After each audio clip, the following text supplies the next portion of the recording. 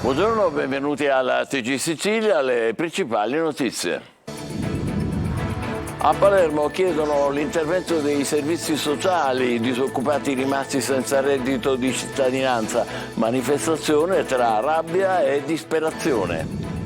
A 20 giorni dall'incendio a Fontanarossa, i viaggiatori ancora come pacchi, ore e ore perdute per riuscire a sapere da quale aeroporto partire e in quale atterrare, a meno di cancellazioni. Brucia ancora la spazzatura per le strade di Palermo, restano i timori per la salute dopo il rogo di Bellolampo, molti i dubbi sull'origine delle fiamme. Nuova tragedia del mare tra i migranti in viaggio verso Lampedusa, morto un bambino di 1 anno e mezzo, il suo corpo gettato in mare come zavorra. L'Aurora di Ramazzotti al Teatro Antico, grandi emozioni a Taormina per la prima delle 3 date del suo Battito Infinito Tour, il duetto di padre e figlia, mentre gli altri 2 fratelli fanno il karaoke tra gli spettatori. Calciomercato, il Catania chiude la porta, in rossazzurro arriva Alessandro Livieri, esperto estremo difensore, con la fama di para-rigori.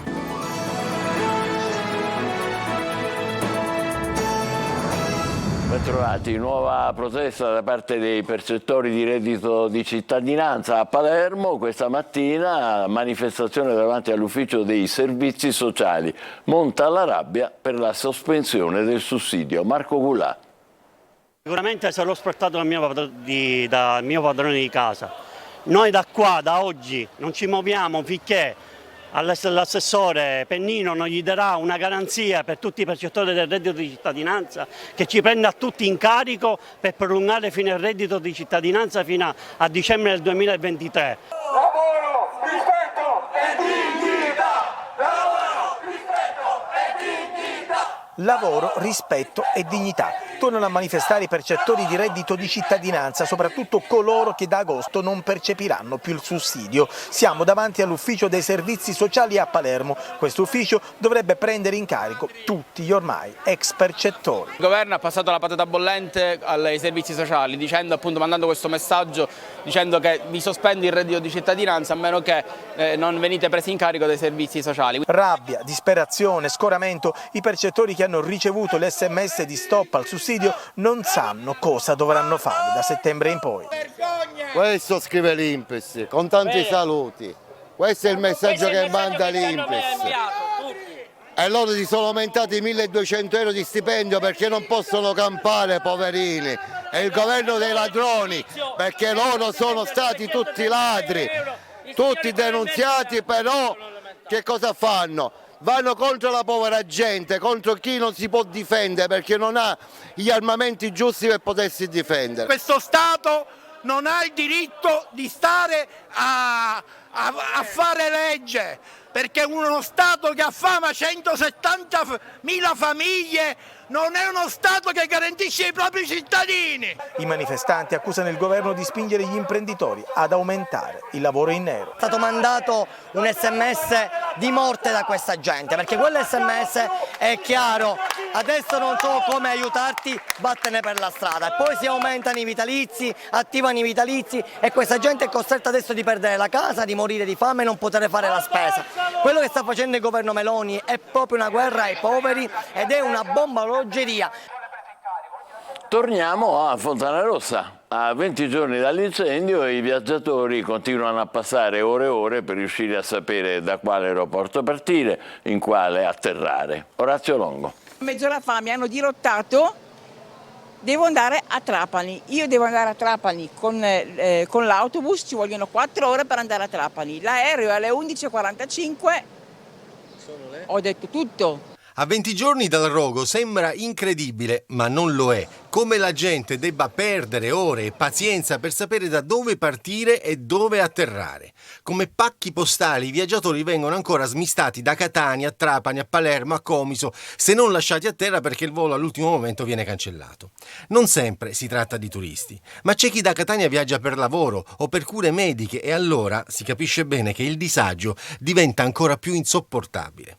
Ecco le file di oggi davanti al Terminal C, mentre queste sono le immagini di una serata alla ricerca di un bus navetta. c'è da fare troppa fila e aspettare, è quello. Quando siamo scesi ci hanno portato a Trapani e poi di là col pullman qua. Una bella strada. Devo prendere una coincidenza per gli Stati Uniti, ma nessuno mi sa dire se ce la farò. Al Terminal A si lavora per ripristinare la zona distrutta dall'incendio del 16 luglio in attesa delle autorizzazioni, tra queste quella sulla qualità dell'aria, quelle sul servizio prevenzione e sicurezza negli ambienti di lavoro, quelle dei vigili del fuoco e chissà quante altre ancora per riaprire la struttura. Per Consitalia, sportello a difesa del cittadino, è necessario un cambio di rotta nella gestione dello scalo. I danni a Catania li inizieremo a calcolare fra un po' per 3, 4, 5 anni, mentre da un lato si parlava di una crescita di oltre 18 milioni di passeggeri. Ci sarà un danno che si ripercuoterà sullo stesso aeroporto, dove con il passaparola delle persone, tutte le pubblicità negative, perché tutte le TV del mondo hanno parlato di Catania e di questo episodio. E manco a dirlo, la stagione turistica è sempre più compromessa nella nostra regione. Le conferme arrivano dalla pioggia di disdette e pesanti sono le ricadute, in particolare a Taormina del 20% e alle Eolie. Francesco Triolo. Una stagione che nelle previsioni si preannunciava da tutta esaurita, invece in Sicilia così non è oggi, soprattutto a causa dell'incendio dall'aeroporto di Fontanarossa. La regione ha avviato una sorta di screening attraverso Federalberghi per capire quale sia la portata delle disdette arrivate dopo il 17 luglio. Il calo nell'isola è di circa il 30%, ma a pagare un dazio altissimo è soprattutto Taormina, perché se alle Eolie ad esempio le rinunce sono state del 10% rispetto alle prenotazioni iniziali, nella Perla ci sono casi limite. Un hotel 5 stelle lusso di Taormina ha registrato disdette per 125.000 euro il primo giorno di disagi e per oltre 1 milione di euro sinora. Chi può permettersi un soggiorno a 2.000 euro a notte pretende servizi e non certo di atterrare a 4 ore di distanza, ed infatti a rinunciare sono soprattutto gli stranieri che si vedono cancellare i voti e riprodetti magari su Trapani. A Taormina sino al 17 luglio il tasso di occupazione delle camere degli alberghi era al 98%, adesso è sceso all'80% tra mancati arrivi e cancellazioni, prenotazioni per i voli modificate o spostate poche ore prima, che stanno mettendo in difficoltà tutte le strutture. Il lavoro per la nostra reception è enorme, perché non fanno altro che stare lì al telefono, rispondere a delle email, cercare di accontentare i clienti, perché in qualche modo noi siamo il loro punto di riferimento, probabilmente molto più che un call center di una compagnia aerea, perché da noi rispondono degli esseri umani che lavorano nella struttura, che conoscono le problematiche, la prenotazione, sanno subito di chi stiamo parlando e quindi cercano di aiutare il cliente con la massima empatia. Ma gli albergatori segnalano anche come il danno economico sia invece maggiore, perché saltano anche i servizi accessori come le escursioni e il mancato introito si attesta intorno al 30-40%, ma la preoccupazione anche e soprattutto per il danno di immagine a lungo termine. Le immagini dei disagi all'aeroporto di Catania, le lunghe code, le difficoltà nei collegamenti rischiano di scoraggiare chi vuole trascorrere un periodo di vacanze in Sicilia, e nemmeno i siciliani viaggiano, ma per una questione economica. Una famiglia su 3 non può permettersi una vacanza e anche i prezzi per una gita nell'isola sono esorbitanti, con tariffe per notte mediamente che si aggirano tra i 140 e i 200 euro. A Palermo è stata avviata la messa in sicurezza della chiesa di Santa Maria del Gesù, devastata dall'incendio del 25 luglio. Nei giorni scorsi l'aveva visitata il presidente Mattarella per verificare i danni subiti dall'edificio quattrocentesco che custodisce preziose opere d'arte e anche le tombe della famiglia Florio. Il complesso era stato successivamente chiuso al pubblico. Restiamo a Palermo. La discarica di Bellolampo e il disastro provocato dall'incendio non è un capitolo chiuso. Sono ancora vivi i pericoli per la salute e molti i dubbi sull'origine del rogo. Intanto in città cumuli di spazzatura continuano a bruciare nelle strade cittadine. Simona Mazzone. Il disastro di Bellolampo ha avuto una serie di ripercussioni non solo sui rischi per la salute pubblica, ma anche sul fronte dell'emergenza rifiuti, tanto che la raccolta bloccata in questi ultimi giorni ha provocato numerose discariche a cielo aperto a Palermo, un'allettante condizione per i piromani che hanno dato fuoco anche questa notte ai cumuli di spazzatura. E il rogo sull'impianto non è certo un capitolo chiuso, mentre l'allarme per la salute è ancora vivo, emergono dubbi sull'origine dell'incendio. Autocombustione derivata da un effetto lente di alcuni cocci di vetro o la mano della malavita per una serie di interessi mafiosi? La certezza è l'allarme diossina che si è diffuso e che mette a rischio l'incolumità degli abitanti. Perché si parla di bomba ecologica? Bellolampo è una discarica molto grande, chiaramente come si è visto in questi giorni può anche essere soggetta agli incendi, quindi produrre evidentemente dei gas che non sono assolutamente trattati e quindi vanno in atmosfera e hanno inquinanti che si possono depositare sulle colture, sul suolo, sulle fonti idriche e quindi ritornare come inquinanti anche alla popolazione. Può produrre anche del percolato che se non gestito per tutta la durata della discarica evidentemente può andare a inquinare le falde. L'ARPA ha rilevato i valori della diossina nell'aria, ma non basta perché i gas nocivi si depositano sul terreno, causando un allarme nel tempo. La via di trasmissione della diossina avviene attraverso sostanzialmente gli alimenti e l'acqua e questo avverrà in un secondo momento. Avviene la ricaduta, avviene nei terreni c'è una intrusione della diossina nei terreni, una crescita della vegetazione ed un trasferimento nell'alimentazione. Il contesto è anche territoriale perché, dice Cottone, non riguarda solo Palermo ma anche altri comuni limitrofi. Poi c'è la questione salute.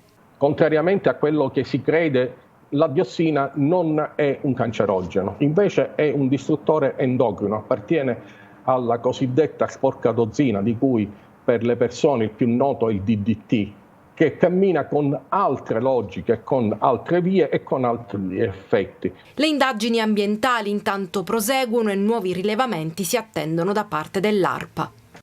I carabinieri di Augusta hanno arrestato a Francofonte un 29enne trovato in possesso di una pistola calibro 7,65, risultata rubata nel nord Italia oltre 10 anni fa. In manette anche un 25enne che nascondeva in casa, come vedete, 800 grammi di marijuana. Lampedusa continua a contare gli sbarchi mentre l'hotspot si riempie a dismisura e il mare purtroppo porta ancora nuove tragedie. Un bambino di 1 anno e mezzo è morto, una donna incinta al 9° mese ha perso il figlio. Simona Mazzone. Ancora una tragedia del mare legata ai viaggi della speranza nel canale di Sicilia. Protagonista e vittima di questo ennesimo episodio, un bambino di 1 anno e mezzo che è morto. Si trovava su un barchino di 7 metri partito da Sfax in Tunisia. Il suo corpicino è stato abbandonato in mare insieme a quello di un 20enne della Costa d'Avorio. A raccontarlo ai finanzieri sono stati alcuni testimoni tra i 39 migranti soccorsi e trasferiti a Lampedusa. Sull'isola poi una giovane nigeriana al 9° mese di gravidanza ha perso il bimbo che aveva in grembo subito dopo lo sbarco avvenuto ieri sera al Molo Favarolo. Al momento sono 2.200 i migranti ospiti dell'hotspot di Lampedusa a fronte dei 400 posti disponibili. Anche questa è stata una notte di sbarchi dove, dopo il soccorso di 20 barchini, sono approdati circa 800 migranti, tra cui donne e minori. Ad agganciare le carrette le motovedette della Guardia Costiera e della Guardia di Finanza, ma anche i natanti di Open Arms e della ONG Astral che hanno soccorso diversi gruppi di migranti. Sull'isola in 24 ore ci sono stati 38 sbarchi con un totale di 1.377 persone e attualmente sono oltre 2.200 i migranti ospiti dell'hotspot, anche se alcune centinaia sono state trasferite a Porto Empedocle. Quella che vedremo tra poco è l'immagine desolante di un cavallo scivolato sull'asfalto, eccolo qua, di Corso Vittorio Emanuele, stramazzato al suolo, come potete vedere, mentre trainava una carrozza probabilmente abusiva con a bordo dei turisti. Fatti del genere a Palermo purtroppo sono frequenti, gli animalisti denunciano, chiedono controlli, ma poi non succede nulla. In 5.000 ieri al Teatro Antico di Taormina per Eros Ramazzotti. Il cantante romano è stato, come sempre, un autentico showman. Francesco Triolo. Uno di quei sogni che uno fa, come questo che non riesco a togliere dal cuore, da quando c'è.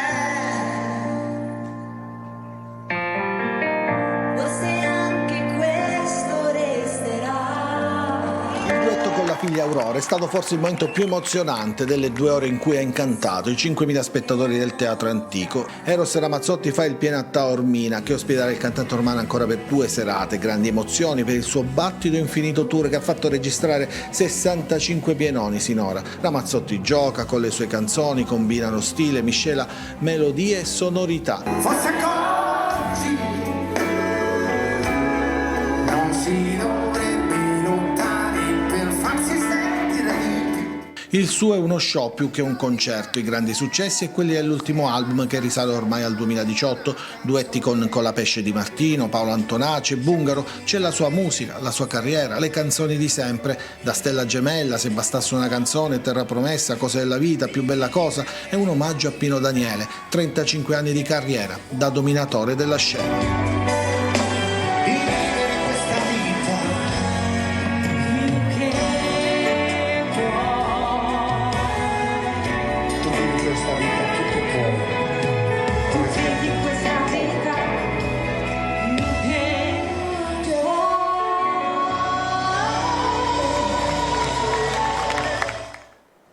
A Marsala, alla sesta rassegna Ascurata, protagonista la voce e la musica di Cico Messina nella suggestiva cornice della Salina. Guardate, Laura Spanò.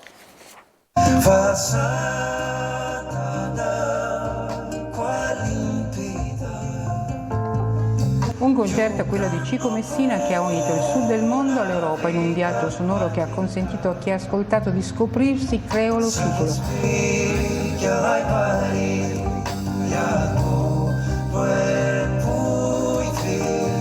La sua voce è il racconto di un viaggio che si dispiega a partire dal Teatro Mare Pellegrino 1880, sfiorando le acque della riserva dello Stagnone, conducendo i presenti fino al Sud America, riscoprendo affinità sonoriche e mimiche che ci fanno popoli vicini, oltre le distanze dell'oceano, che di mare si nutrono e di sale si animano.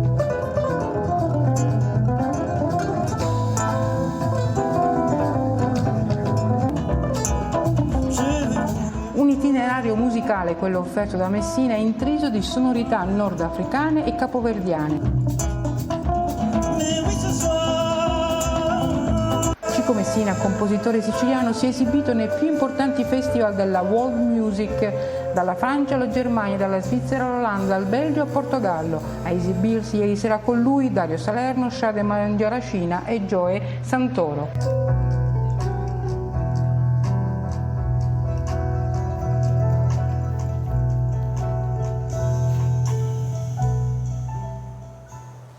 Facciamo una breve pausa, poi il calcio, il Catania ha chiuso per il nuovo portiere che ha la fama di pararigori. State con noi.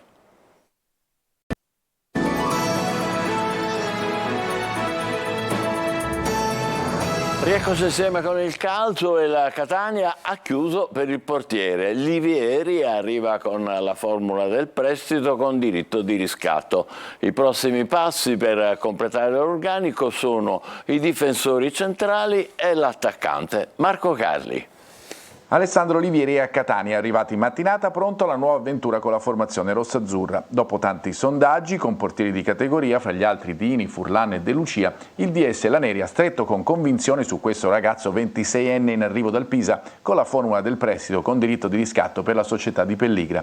Ieri anche il presidente dei toscani aveva annunciato il passaggio del giocatore scuola Milan alla corte di Tabiani, 15 presenze in Serie B e quasi 90 in cifra, stagione regolare, playoff e Coppa Italia. I numeri parlano di un ottimo colpo per la categoria, un passato oltre che nel Pisa, anche nel Lecco e nella Feral Pisalò, oltre che nella Prosesto. Alto 1,90 m, anche la fama di pararigori, sarà il titolare con Betters che ha comunque favorevolmente colpito Tabiani, pronto a rappresentare un'alternativa. Il Catania così procede verso il completamento della rosa con un tassello fondamentale come quello dell'estremo difensore. Adesso si deve completare l'asse della squadra, i 2 difensori centrali con Quaini ancora nel mirino e il bomber che il DS ha annunciato di categoria superiore con Di Carmine che resta nei radar, ma lo ricordiamo ancora, attenzione alle evoluzioni derivanti dalle decisioni del TAR che ad esempio ha bocciato il ricorso della Regina. C'è ancora il Consiglio di Stato che si esprimerà il 29 agosto, forse anche prima, ma tanti giocatori reggini potrebbero fare gora qualora svincolati. Intanto la Lega Pro lunedì varerà i 3 gironi, nel C ci sarà una X in attesa proprio delle decisioni del Consiglio di Stato che, complice il ripescaggio del Brescia in B, di fatto ufficializzerebbe, restando così le cose, l'accesso della Casertana nel girone meridionale con il passaggio del Pescara nel girone B. Ci fermiamo qui, la TG Sicilia torna alle 20, grazie e buon pomeriggio.